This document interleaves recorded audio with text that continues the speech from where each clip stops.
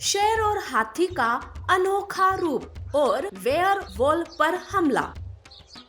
सुअर और हिरन जंगल में अपना अपना खाना खा रहे थे कि तभी उनके सामने एक बड़ी सी परछाई गिर जाती है, जिसे देखकर सुअर हिरन से कहता है, अरे हिरन, ये इतनी बड़ी परछाई किसकी है? कौन है हमारे पीछे?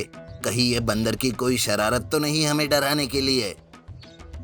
सुअर और हिरन पीछे मुड़कर देखते हैं तो क्या पीछे भयानक डरावना भेड़िया खड़ा था, जिसे देख वो दोनों डर के मारे तो कांपने लगते हैं।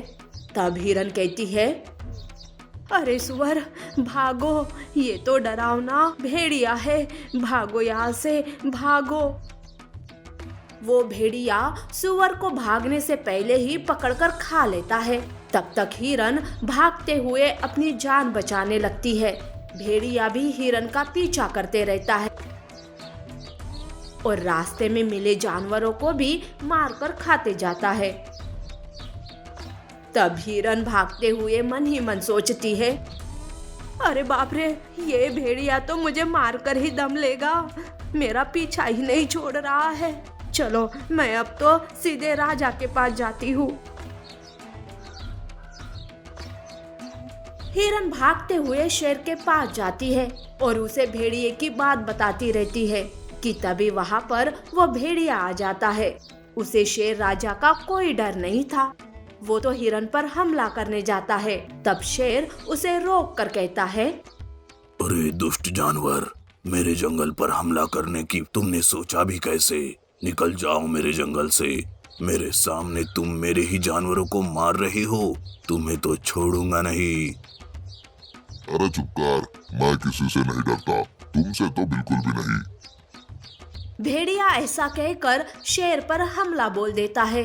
शेर राजा और भेड़िए के बीच में लड़ाई शुरू हो जाती है।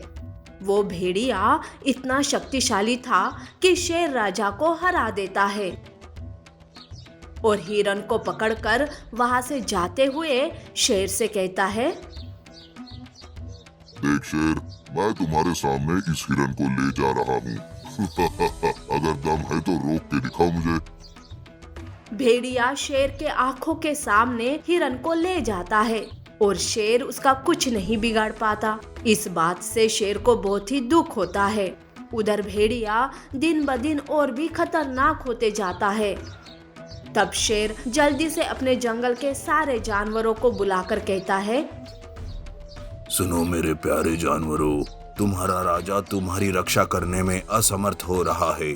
मुझे इस बात का बहुत ही दुख है, मुझे माफ कर दीजिए। लेकिन हाँ, किसी के पास अगर कोई उपाय है तो बोलिए, मैं उस वेयरवुल्फ को खत्म करने के लिए कुछ भी कर सकता हूँ। तब हाथी सामने आकर कहता है, महाराज, मेरे पास एक उपाय है। मेरे पास एक जादुई शक्ति है जो मुझे मेरे पूर्वजों ने आशीर्वाद के रूप में दिया है। आप कहे तो मैं उसका इस्तेमाल कर सकता हूँ। ये सुनकर शेर खुश हो जाता है और हाथी की बात मान लेता है। हाथी आंखें बंद करके कुछ जादुई मंत्र बुदबुदाने लगता है, जिससे एक जादुई रोशनी निकलने लगती है। वो जादुई रोशनी शेर और हाथी पर गिर जाती है और शेर और हाथी एक दूसरे के साथ जुड़ जाते हैं।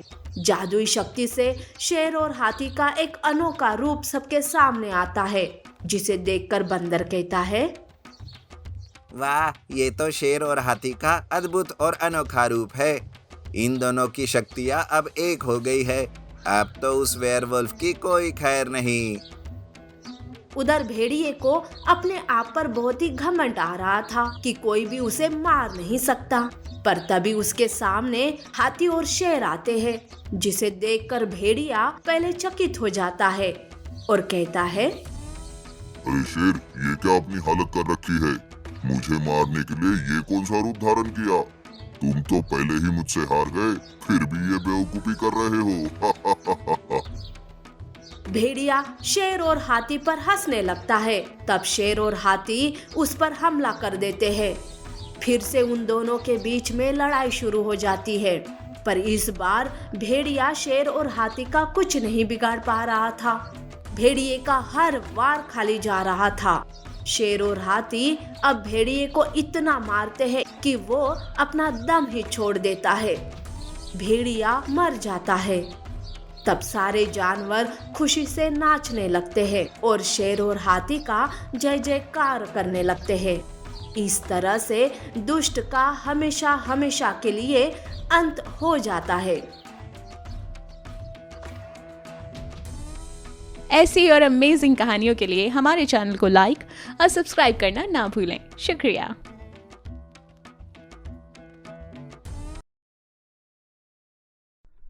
घमंडी लोमड़ी।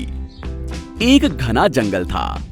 जंगल में सारे जानवर बहुत खुश थे। उसी जंगल में एक लोमड़ी थी जो अपने आप को बहुत ही होशियार और चतुर समझती थी।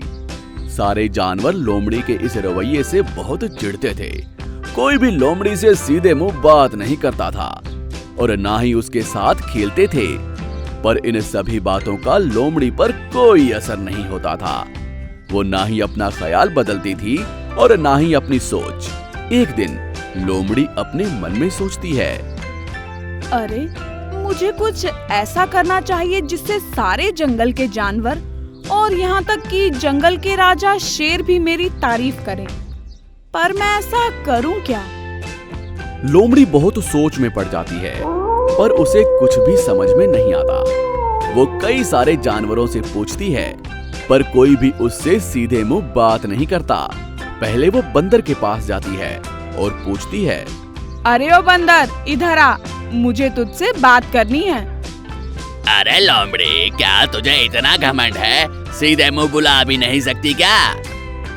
तुझे इतनी इज्जत दे दी यही बहुत है। अब सुन कि मैं क्या कहती हूँ। सारा जंगल मेरी तारीफ करे ऐसा कुछ करना चाहती हूँ। बता मुझे क्या करना होगा। मैं क्यों बताऊं तुझे? तू तो बहुत होशियार है ना, तो खुद ही जान ले। हाँ हाँ जान लूंगी, तू जा अपना काम देख। ये कहकर लोमड़ी वहाँ से निकलती है।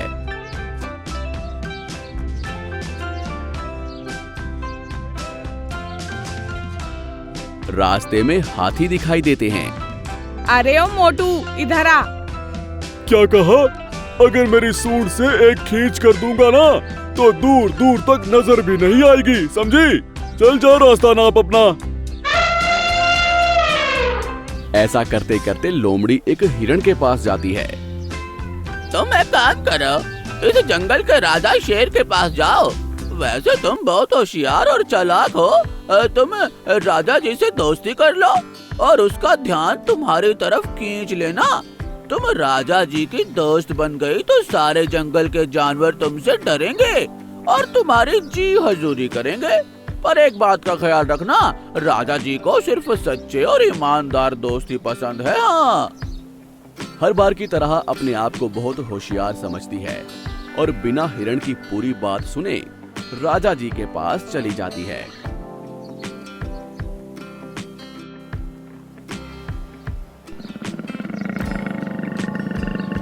शेर हिरण को देखता है और उससे पूछता है, अरे लोमड़ी, तुम यहाँ क्यों आई हो?